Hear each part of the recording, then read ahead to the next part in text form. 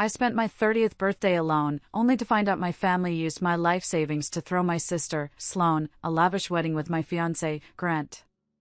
They thought they had left me with nothing, but they forgot the secret my grandmother left me in her will. The silence was the first thing you noticed. Not a peaceful quiet, but a loud, heavy, suffocating silence that pressed in from all sides.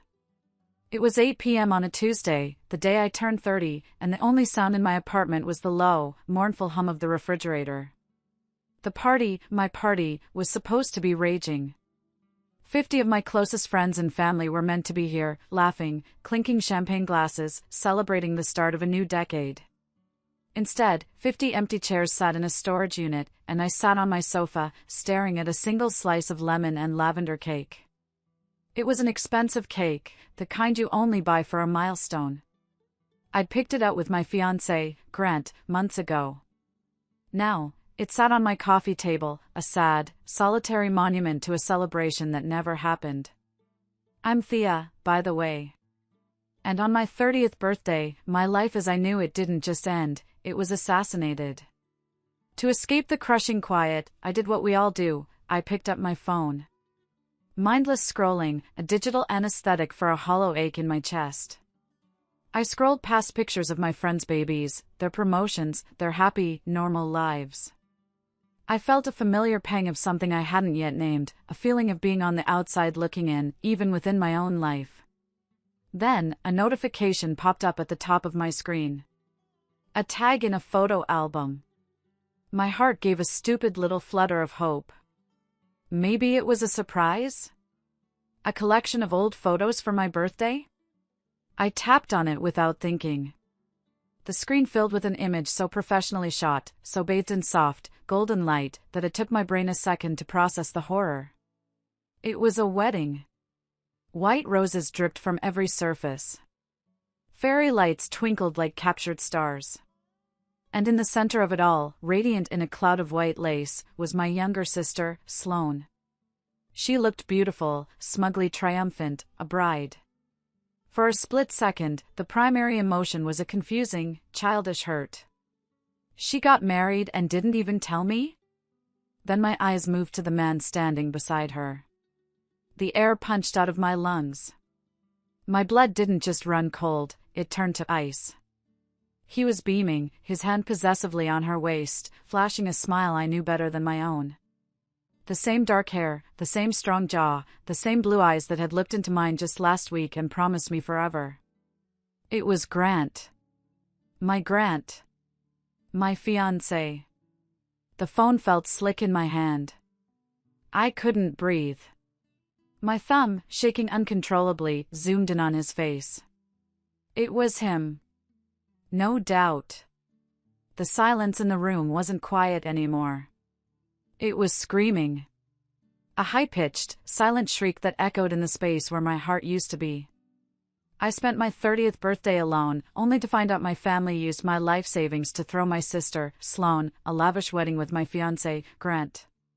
They thought they had left me with nothing, but they forgot the secret my grandmother left me in her will. Thanks so much for watching. Let me know in the comments where you're tuning in from, I'd love to give your city a shout out. To understand how a betrayal of this magnitude could even happen, you have to understand my family. We weren't a family, we were a solar system, and Sloane was the sun. The rest of us, me, my parents, we were just planets and asteroids caught in her gravitational pull, our only purpose to reflect her light. This wasn't a recent development. It was a foundational truth, a law of our family physics established long ago. My memories are a museum of this quiet, persistent injustice, each one an exhibit in a hall dedicated to my own invisibility. The first exhibit is from my 16th birthday. I'd spent months dreaming of a car. Not a new one, of course. Just a reliable, used sedan to get me to my after-school job and back. I'd saved up $1,000 from bussing tables. On the morning of my birthday, my father, Richard, handed me a crisp envelope. Inside was a $100 savings bond. "Happy birthday, Thea," he said, his voice full of self-satisfaction. "It's time you learned about fiscal responsibility. This will mature in 10 years. It's an investment in your future. I remember the weight of disappointment being so heavy it was hard to stand. 2 years later, on Sloane's 16th birthday, I woke up to the sound of a horn blaring outside. I looked out my window to see a brand new, cherry-red convertible parked in the driveway, a giant bow tied around it. My mother, Carol, was clapping her hands with glee. "Oh, my baby," she cried, hugging Sloane. "You deserve the world." When my father caught me watching from the window, he just shrugged. "She's different, Thea. She needs to be looked after." It wasn't about need. It was about worth. My future was a piece of paper. Hers was a tangible, gleaming symbol of their adoration. The next exhibit is our college graduations. I worked 2 jobs, applied for every scholarship I could find, and graduated from a great state school with honors and, more importantly, 0 debt. When I called my parents to tell them the news, my mother said, "Oh, that's wonderful, honey," but her voice was distracted. I could hear her planning Sloane's graduation party in the background. Sloane had gone to an expensive private art school, a 5-year endeavor entirely funded by them. They called it an investment in her creative spirit. They flew to her graduation, threw a lavish catered party, and gifted her a trip to Europe to find herself. My graduation gift was a congratulatory text message. But the most painful exhibit in my museum of pain was also the most recent. It was the day Grant and I opened our joint savings account. We sat in a sterile bank office, holding hands under the table. We named it the Foundation. I remember the hope that filled my chest, so bright it felt like it could burn through my ribs. "This is it," Grant had whispered, kissing my temple. "The start of everything." I made the first deposit that day, $50,000. It was an inheritance my grandfather had left me, money I had guarded fiercely. "This is for our home, Grant," I told him, looking him straight in the eye. "Every penny." He looked back, his blue eyes so earnest, so seemingly sincere. "Our home," he confirmed, squeezing my hand. "Our foundation." Over the next few years, I poured every spare dollar into that account, every bonus, every tax refund. Grant contributed when he could, but my salary was higher, my focus more intense. That account wasn't just money. It was the physical manifestation of my life's most cherished dream, a home, a family, a place where I finally belonged. It was the one thing I was building that was truly mine. Or so I thought. The images on my phone were a brutal confirmation, but the groundwork for the betrayal had been laid with meticulous, cruel precision all day. The lies began at 9 a.m. with a call from my mother. "Oh, Thea, honey, something terrible has come up." Carol's voice was a performance of manufactured sympathy, dripping with the fake, syrupy concern she reserved for moments when she was about to let me down. "A family emergency. Your father and I have to drive up to deal with it. We're just sick about missing your big day, but family has to come first, you know." A family emergency. The words sounded rehearsed, hollow. An hour later, a text from my father. Not even a call.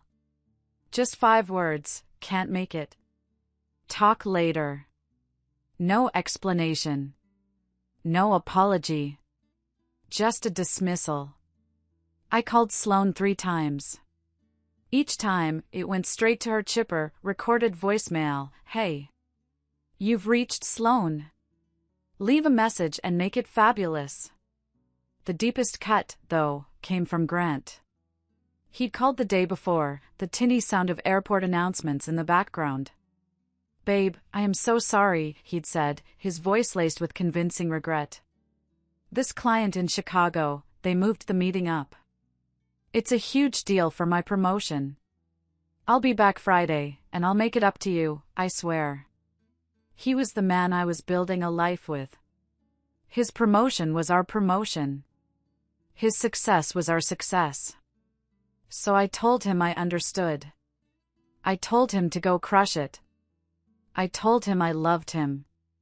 Now, staring at the photo of him and my sister, the pieces of their separate lives clicked together into one monstrous truth.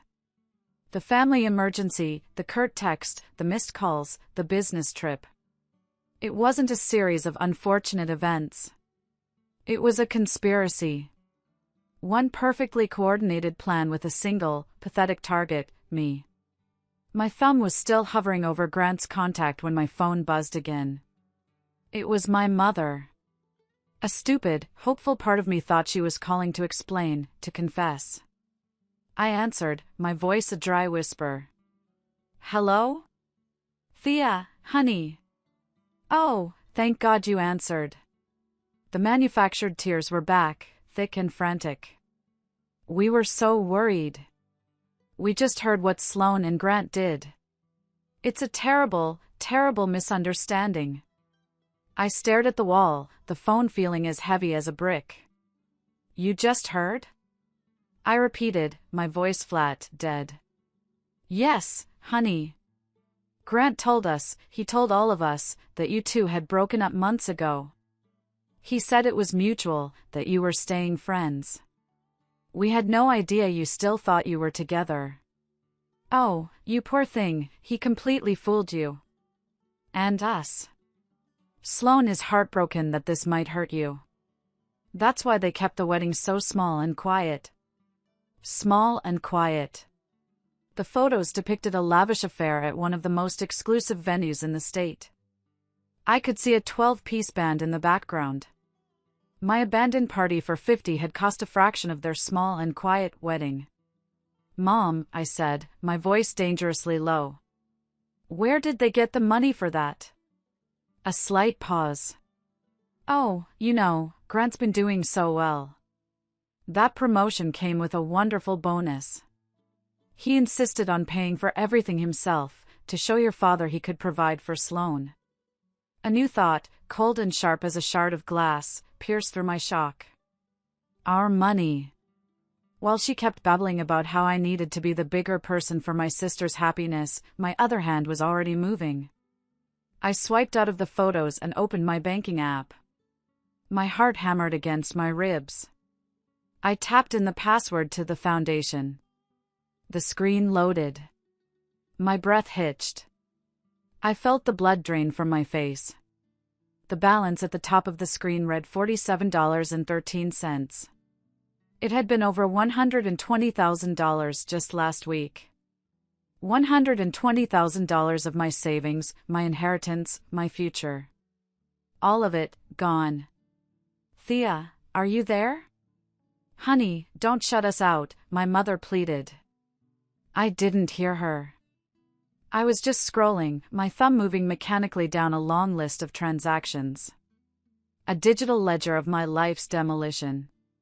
Withdrawal, $7,500 memo, Sloan's bridal gown withdrawal, $5,000 memo, the orchid florist withdrawal, $15,000 memo, catering deposit.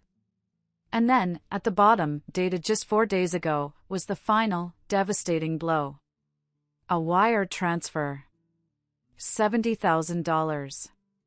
The memo line contained a single, sickening phrase, venue final payment, Sloan and Grant wedding. He hadn't paid for it with his bonus. He'd paid for it with my dreams. They hadn't just watched him do it. They had celebrated on my stolen dime. I hung up. I didn't scream.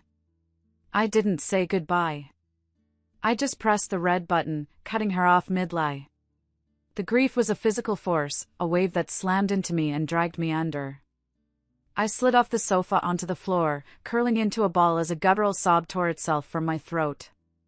They hadn't just stolen my fiancé. They had stolen my future. And I was utterly, completely alone. The week that followed was a blur of gray. I functioned on autopilot, my body moving through the motions of existence while my mind was a hollowed-out cavern of shock and pain. I packed. That was the only thing I knew how to do. I couldn't stay in the apartment that was filled with Grant's ghost, in the city that was filled with their lies. I packed boxes with a cold, methodical fury, each sealed flap a small act of severing my past. It was during this bleak process, surrounded by cardboard boxes and the wreckage of my life, that the package arrived. It was a small, heavy box, sent from a town in Vermont I'd never heard of. I signed for it, confused, and slit the tape with my packing knife. Inside, nestled in tissue paper, was an old, faded velvet jewelry box and a thick, cream-colored envelope. I opened the letter first. The handwriting was elegant but shaky, the cursive of a bygone era. It was from my great-aunt, Margaret, my grandmother's younger sister. I hadn't seen her since I was a little girl. "Dearest Thea," it began. "I heard through the family grapevine about the trouble. I cannot say I am surprised, but I am deeply sorry for the pain you must be in. Your mother has always been who she is. And your father has always enabled her. They see their children not as people, but as reflections of themselves. Sloane was a perfect mirror. You, my dear, were not." My hands trembled as I read on. "Before your grandmother passed, she saw this coming. Not the specifics, perhaps, but the pattern. The casual cruelty, the dismissal of your worth. She knew you were the one who inherited her strength, not her daughter. She gave me this box and a set of instructions. She made me promise to keep it safe until the right time.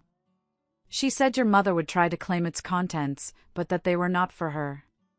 They were for her strongest granddaughter." With a sense of reverence, I opened the velvet box. On a bed of faded silk lay my grandmother's necklace, a delicate platinum chain with a single, stunning diamond that caught the bleak afternoon light and threw tiny rainbows across the cardboard boxes. I remembered it from old photographs. My mother had always claimed it was lost in a move, a story she told with dramatic, self-pitying flair. Another lie. But there was something else in the package. A thick document, bound with a blue legal cover. I slid it out of the larger envelope. The title at the top read, "Last Will and Testament of Eleanor Miller." I sat down on a sealed box, my heart pounding. I read through the dense legal language, my eyes scanning for Margaret's name, for my name. And then I found it.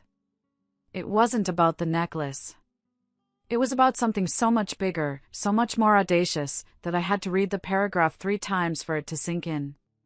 Years ago, seeing the way my parents mismanaged their finances and prioritized appearances over substance, my grandmother had taken a drastic step. With the help of her lawyer, she had created a secret trust.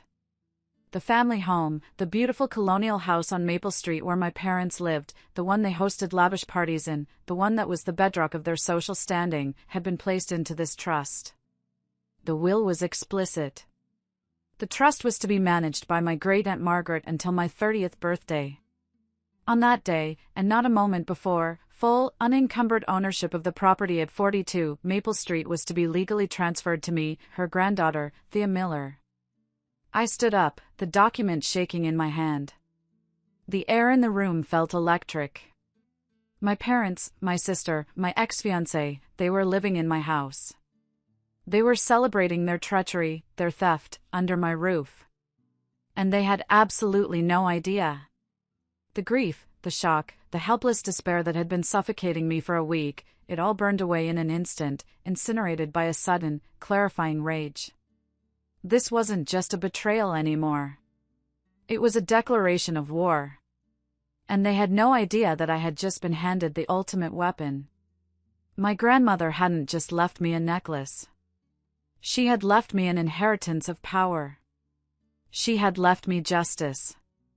The first thing I did after reading my grandmother's will was make 2 phone calls. The first was to a moving company, to put all my packed boxes into long-term storage. The second was to book a one-way flight to Austin, Texas. I'd never been there before. That was the point. It was a place with no history, no ghosts, just a future I would have to build myself, brick by painful brick. The first few months were a blur of cheap apartments, instant noodles, and the soul-crushing grind of job interviews. There were nights I'd sit in my tiny, empty living room, the loneliness so profound it felt like a physical presence, and the full weight of what I had lost would threaten to pull me under. But every time the sadness crept in, I would take out the copy of my grandmother's will. I would read the lines that declared me strong, that declared me worthy. It was my shield. It reminded me of my purpose. I landed a marketing job at a growing tech startup. The work was demanding, the hours brutal, but I welcomed it. I poured every ounce of my grief and rage into my work. While my old friends were posting pictures of their weddings and babies, I was closing deals, rewriting marketing strategies, and climbing the corporate ladder with a relentless, single-minded focus. I was promoted within 6 months. All the while, I was building my case. The day I arrived in Austin, I researched the best fraud lawyers in my old hometown. I found Arthur Davies. His website described him as a financial predator hunter, and his photo showed a man in his 60s with sharp eyes that seemed to see right through you. Our first consultation was over a video call. I sat in my sterile Austin apartment while he sat in a gleaming mahogany office that smelled of money and victory. I didn't cry. I laid out the facts with the cold precision of a surgeon. The joint account, the inheritance, the lies, the wedding, the drained funds. And finally, I told him about the house. He listened intently, his fingers steepled, his expression unreadable. When I finished, he was silent for a long moment. "Ms. Miller," he said finally, his voice calm and even. "What your former fiancé has done is not a simple matter of a broken heart. This is grand larceny. What your family has done is aid and abet a criminal conspiracy. They are complicit." Hearing my pain translated into the cold, hard language of the law was the most validating thing I had ever experienced. It wasn't just me being dramatic. It was a crime. "They think they're untouchable," I said. "My father is well known in that town. They have connections." A thin, dangerous smile touched Mr. Davies' lips. "People like that often believe their own press. It makes them vulnerable. Their reputation is everything to them." He leaned forward. "The will is our ace in the hole, our checkmate. But to make this hurt, to make it truly effective, we need to dismantle their primary defense before they can even raise it." "What defense?" I asked. "The gift defense," he said. "They will claim the money was a gift. That you were so happy for your sister, so generous in your heartbreak, that you gifted them your life savings. It's your word against the 4 of them. We need a smoking gun, Ms. Miller." Something with his name on it, proving he knew, without a shadow of a doubt, what that money was intended for. So the search began. My silence toward my family was absolute. Dozens of voicemails from my mother, swinging wildly between faint concern and angry demands that I stop my childish nonsense. A few terse emails from my father threatening to write me out of his will, a hollow threat, since I now knew there was nothing of his to inherit. I never responded. My silence was a wall they couldn't breach, and behind that wall, I was building an arsenal. The search for the smoking gun became an obsession. For weeks, I spent my nights digging through a digital archaeology of my life with Grant. I combed through old emails, text messages, and cloud backups, looking for anything that could serve as proof. It was emotional torture, like forcing myself to walk through a house after it had burned to the ground, sifting through the ashes for a single, unburnt photograph.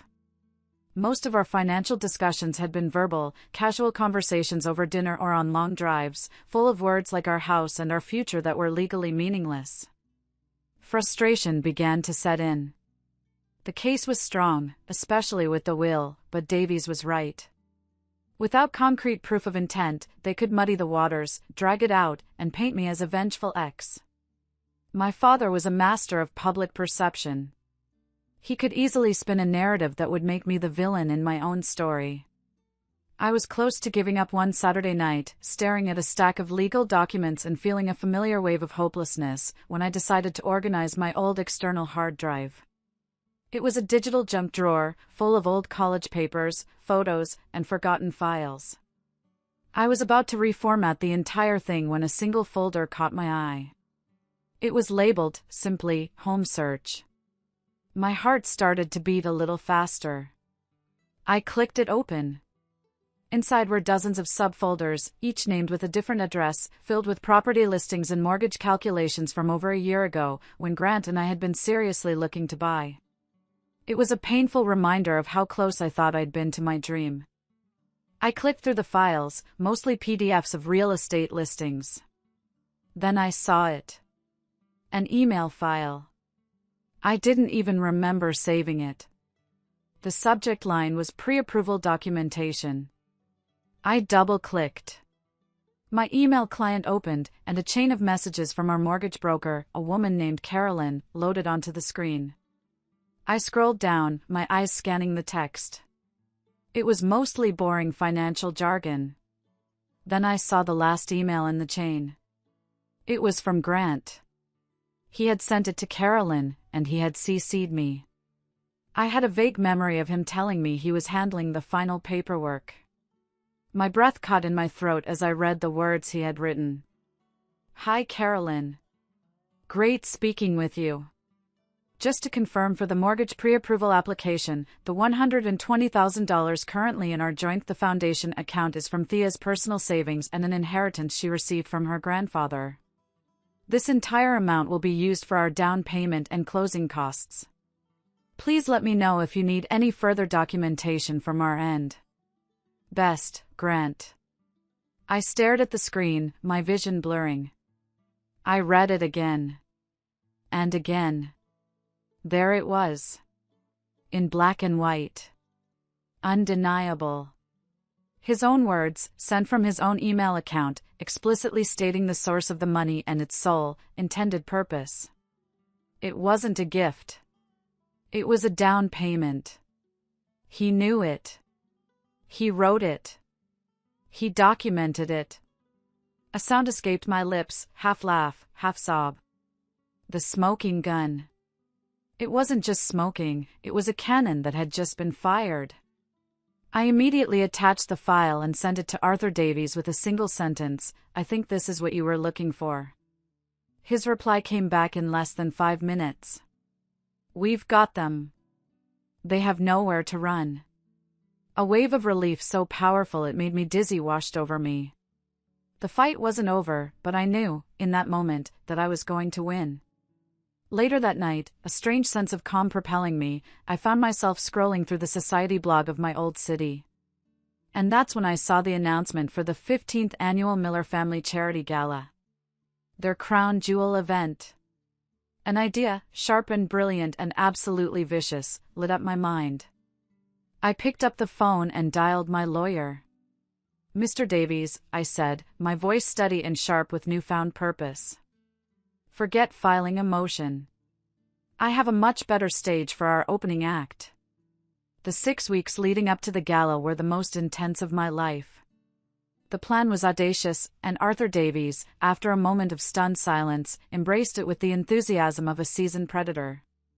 He called it public service with maximum prejudice. First, we had to get me into the event. My father's company was the primary sponsor, and their tables were reserved for high-level clients and city officials. A direct ticket was impossible. So, I used the power I had built for myself. I walked into my CEO's office in Austin with a meticulously crafted proposal. I pitched a corporate sponsorship package for the gala, framing it as a strategic, high-impact move to build our brand's presence in a new, affluent market. I laid out the networking opportunities, the press coverage, the potential client acquisitions. I never once mentioned my personal connection. I was all business, all strategy. He approved it on the spot. My company bought a table for $10,000. I was in. Next, the legal preparations. Mr. Davies drafted the official lawsuit summonses. Not one, but 4 separate documents. One for Grant, for grand larceny and fraud. One for Sloan, for conspiracy. And one for each of my parents, for aiding and abetting. Each document was a detailed, brutal accounting of their specific role in the scheme. He hired a local process server, a discreet, professional man who looked more like a guest than a legal agent and who understood the critical importance of timing. The plan was precise. The server would enter the ballroom at exactly 8:45 p.m., the peak of the evening, during my father's keynote address. As the day grew closer, a strange calm settled over me. The rage and grief were still there, but they had been forged into something else, a tool. I flew back to California 2 days before the event. I didn't tell a soul I was coming. I didn't stay in a cheap motel. I used the money from my first big commission check at my new job and booked a suite at the Fairmont, a historic, luxurious hotel overlooking the city. The girl who had fled in shame a year ago was gone. In her place was a woman with a purpose. The night of the gala arrived. I took my time getting ready. I had bought a dress for the occasion. It wasn't black, the color of mourning. It wasn't red, the color of obvious revenge. It was a deep, shimmering emerald green, the color of new growth, of money, of life. It was elegant and severe, a statement of power. With my hair styled in a sleek, low bun and my makeup flawless, I opened the old velvet box. I took out my grandmother's necklace. The diamond seemed to glow with an inner light. As I clasped the cool metal around my neck, it didn't feel like a piece of jewelry. It felt like armor. I looked in the mirror. I barely recognized the woman staring back at me. Her eyes weren't filled with tears, they were filled with fire. The drive to the venue was surreal. We passed restaurants where Grant and I had celebrated anniversaries, parks where we had walked hand in hand. They were just places now, scenes from someone else's life. The car pulled up to the grand entrance of the ballroom. A valet opened my door. The lights were blinding. The sound of a live orchestra and the chatter of hundreds of people spilled out onto the steps. It was a spectacle of their own importance, the perfect stage. I took a deep breath, the cold diamond of my grandmother's necklace resting against my skin, a silent promise of the strength I carried. And I walked inside. Walking into that ballroom was like stepping into a lion's den wearing a dress made of meat. The air was thick with expensive perfume and the low hum of self-congratulation. Chandeliers dripped crystals from the ceiling. Waiters in tuxedos moved through the crowd with trays of champagne. It was a perfect illusion of class and charity, an elaborate stage for my family's favorite performance, the perfect Millers. Heads turned as I walked in.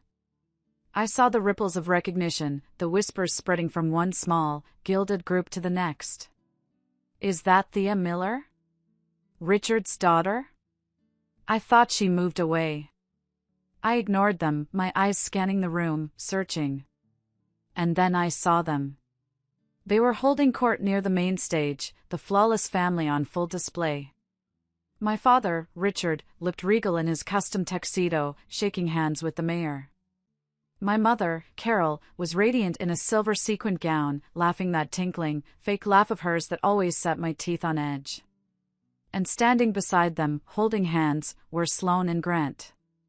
Sloane was poured into a tight gold dress, a smug, proprietary look on her face. Grant just looked tired. He had a drink in his hand, and his smile didn't reach his eyes. Our eyes met across the crowded room. My mother's smile froze on her face. Her champagne flute stopped halfway to her lips. I saw a flicker of pure, animal panic in her eyes before she masked it with a confused frown. My father followed her gaze, and his face hardened into a mask of cold fury. Sloane just looked shocked, her mouth slightly agape. And Grant, he looked like he'd seen a ghost. He actually took a half step back, pulling Sloane slightly behind him. I didn't approach them. I didn't need to. I let my eyes hold theirs for a long, deliberate moment. Then, I gave them a small, slow smile. A smile that held no warmth, no forgiveness. A smile that said, I know everything. And I am here. Then I turned my back on them, walked to my company's table at the front of the room, and took my seat among my colleagues from Austin. I could feel their eyes burning into my back for the rest of the hour. The dinner was a blur of polite conversation. I ate my chicken. I drank my wine. And I waited. At 8:30 p.m., the lights dimmed. The master of ceremonies went to the podium and began a glowing introduction for the man of the hour, the philanthropist, the business leader, the family man, my father. He walked onto the stage to thunderous applause.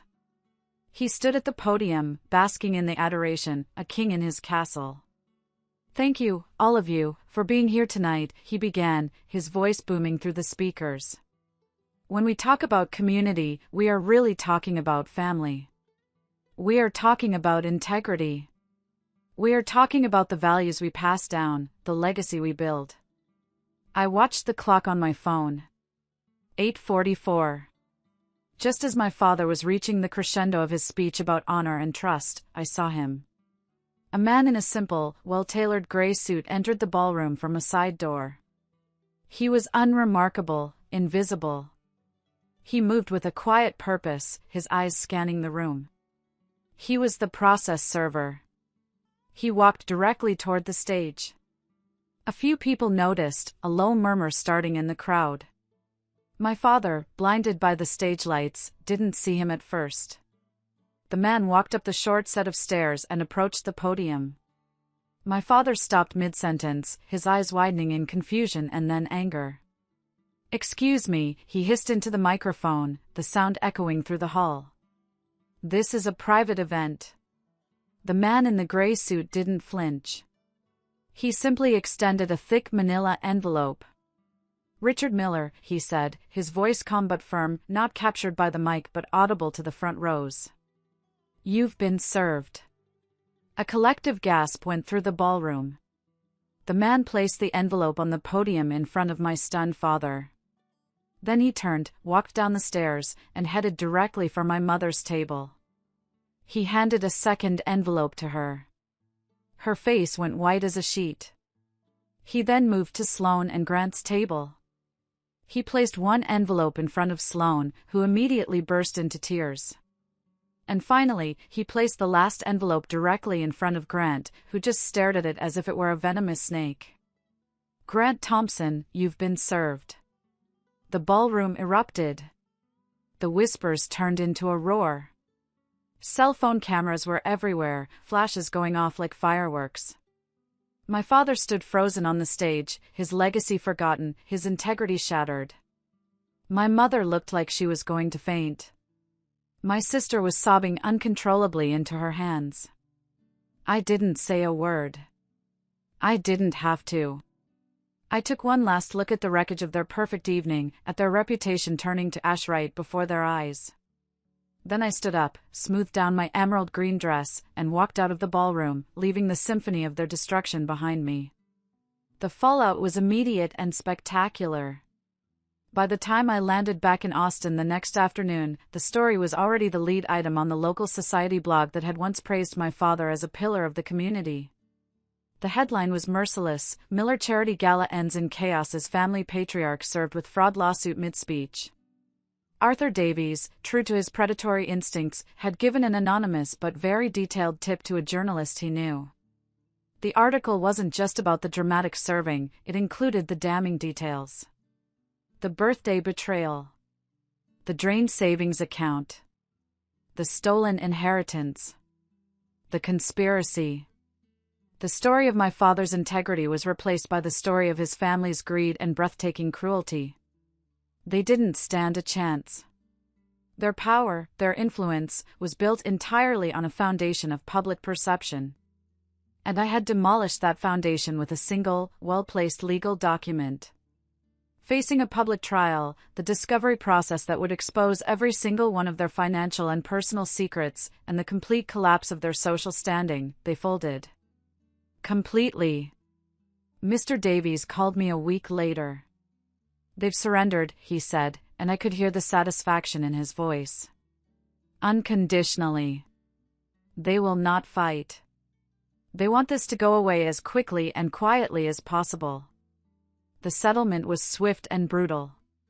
They would pay back every single cent of the $120,000.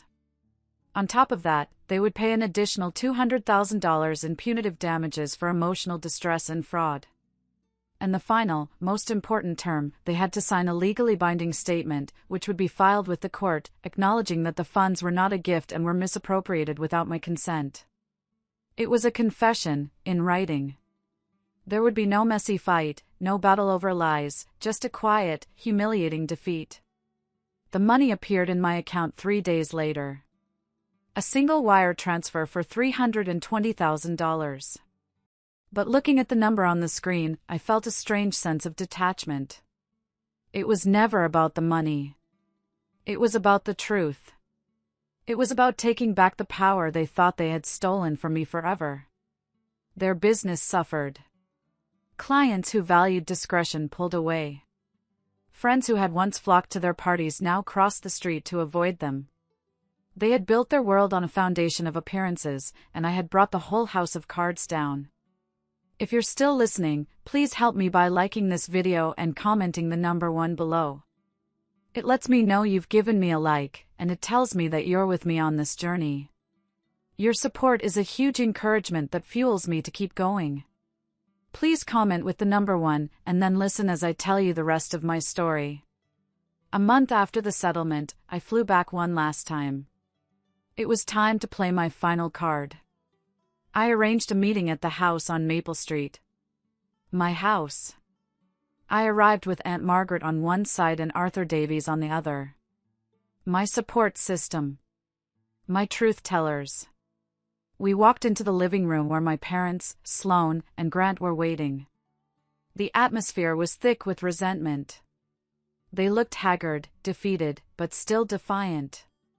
My father spoke first, his voice dripping with righteous indignation. "I hope you're happy, Thea. You wanted to destroy this family, and you've done it.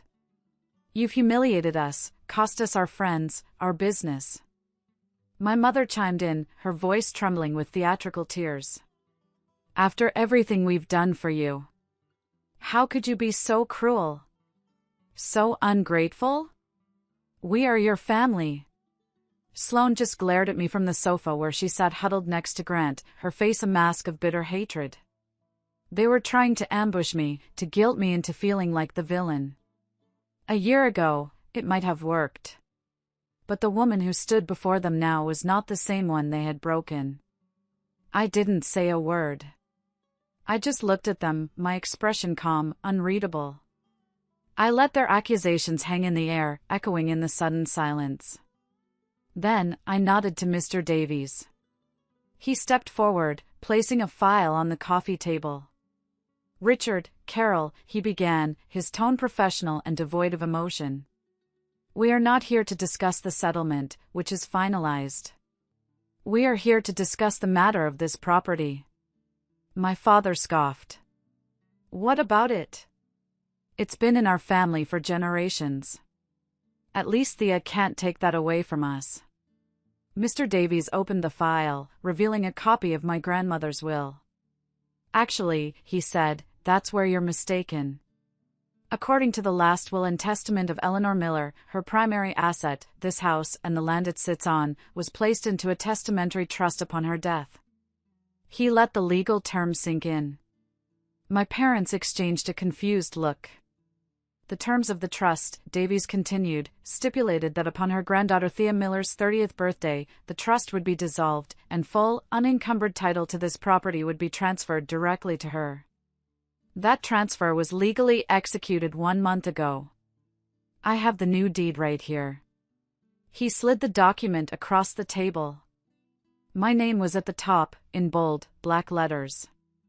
The shift in the room was seismic. The anger on their faces evaporated, replaced by a wave of dawning, bone-chilling horror. My father's face went slack with disbelief. My mother's mouth opened and closed like a fish. Sloan looked from the paper to me, her eyes wide with terror. They understood. They had lost everything. The money. The reputation. And now, the roof over their heads.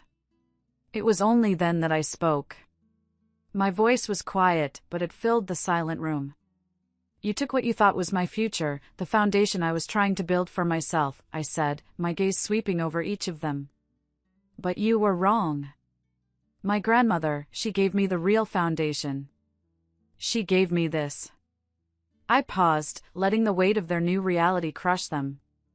I'm not going to be cruel like you were. I'm not throwing you out tomorrow. I am serving you a formal, 60-day notice to vacate the premises. I suggest you start packing. 1 year later. It was a warm Texas evening, and the sky was a brilliant swirl of orange and pink. It was my 31st birthday. The air in my backyard was filled with the smell of grilling burgers, the sound of laughter, and the soft melody of a playlist I'd made. String lights twinkled above, strung between a large oak tree and the back of my house. My house. A small, charming bungalow I had bought with my own money, in a quiet neighborhood in Austin. There were about a dozen people there, my friends from work, my neighbors, the family I had chosen for myself. They were real friends, the kind who showed up with soup when you were sick and celebrated your successes without a hint of jealousy. Before everyone arrived, I stood in my bedroom, getting ready. I opened the old velvet box. My grandmother's necklace glowed against the silk. I clasped it around my neck. It no longer felt like armor. It just felt like it belonged. Looking at my reflection, I saw a woman who was happy. A woman who was at peace. The scars were still there, faint lines from a battle I had fought and won. But they didn't hurt anymore. They were just a reminder of how strong I had become. I sold the house on Maple Street. I never spoke to my parents, my sister, or Grant ever again. Aunt Margaret told me they had downsized to a small condo across town, and that Sloane and Grant's marriage was already showing cracks under the strain of their reduced circumstances. I felt nothing hearing the news. Not happiness, not sadness. Just a quiet, final closing of a door. My family had tried to lock me out, to leave me with nothing in the silence of their betrayal. But what they didn't realize was that when you lock someone out of a toxic, loveless prison, you aren't punishing them. You are setting them free. They banished me, but I found a home. The true inheritance my grandmother gave me wasn't the house or the money.